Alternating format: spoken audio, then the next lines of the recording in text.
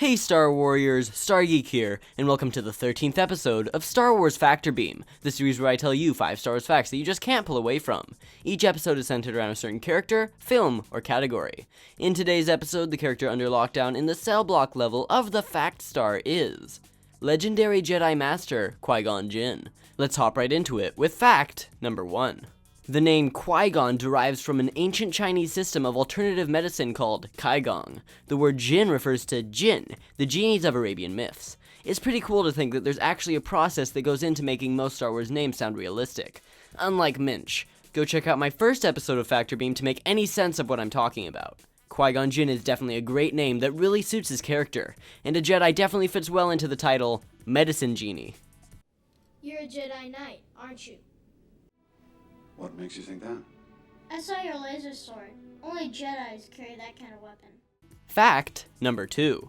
Qui-Gon Jinn was originally supposed to have white hair. That's right, George Lucas's original vision had Qui-Gon sporting long, wispy white locks, but he felt that it was a bit too quirky for the coolest Jedi in Episode 1. And it's a good thing he didn't go through with his original plan, because I could only see Qui-Gon looking very similar to Saruman from the Lord of the Rings trilogy, to be released only a few years later. Always remember, your focus determines your reality. Fact number 3. Liam Neeson despised the role of Qui-Gon Jinn. He thought that filming on Star Wars was one of his worst gigs. He says that the character was boring, the directing was terrible, the premise was atrocious, and the green screen sets made the whole universe feel lifeless. He doesn't like to be remembered for his role as the wise Jedi Master, and wishes the Qui-Gon publicity would stop. It's too bad that such a great actor had such a terrible experience with Star Wars. Imagine seeing a Qui-Gon Jinn Force Ghost cameo in the sequel trilogy, or one of the spin-off films. It's important to note that his opinions have changed over the years, and he now quite enjoys his character. He even got excited to see The Phantom Menace in 3D. Almost got us killed. Are you brainless? I speak. The ability to speak does not make you intelligent. Now get out of here. Fact number 4. Qui-Gon Jinn's handheld communicator is a refashioned Gillette Sensor XL razor for women. That's right, sometimes the simplest things can work as high-tech comlinks from galaxies away. This isn't the only time something like this razor has been refashioned into a comlink. The most highly sought-after Star Wars prop, in fact, is the comlink used in Episode 4. It's been missing for 30 years, and there are some suspicions that Gary Kurtz may be hanging on to it, but it's only a rumor. And that's not the funny thing about this missing prop, roughly valued at $500,000. It's how it was made. Roger Christian, production designer and set director on Star Wars, was sitting in his office one day when George called him up and said that he needed a transmitter, immediately. So Christian threw together the comlink by unscrewing the bottom of a U-bend and dropping out a little filter. He then put a rubber ring around it and rushed it to George Lucas on set. It was basically thrown into a stormtrooper's hand, and then the scene begun.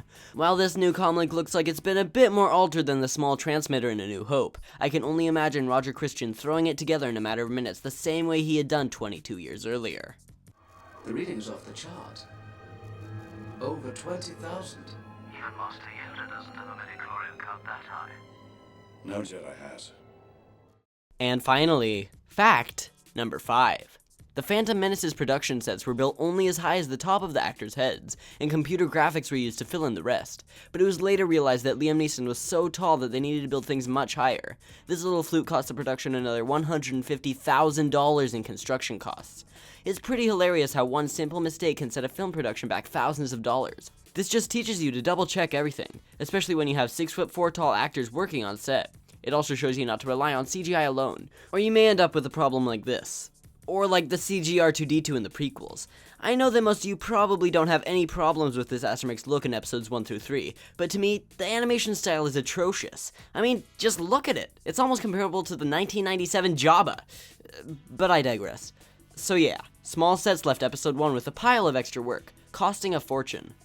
Remember, concentrate on the moment. Feel, don't think. Use your instincts. I will. May the Force be with you.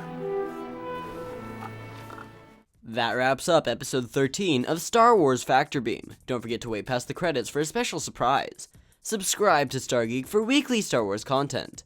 Did you learn anything new about the Medicine Genie, Razor Neeson? If so, put it in the comments below. You can go check out my Facebook page, linked in the description below, as it really helps me out when you like my page.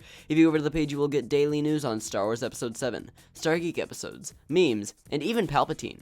Also, go and check out my Twitter account, @StarGeekYT, for tons of quick updates. Try clicking on the screen to subscribe, and click on the link to the left for my last video, Episode 2 of Star Wars Versus, C-3PO versus R2-D2. You can also click on the right to watch the last episode of Star Wars Factor Beam, in this case, Facts on Obi-Wan Kenobi. All links are in the description below. Don't forget to like the video, and comment if you learned something new today about Qui-Gon Jinn. Until we meet again in a galaxy far, far away, this has been Star Geek.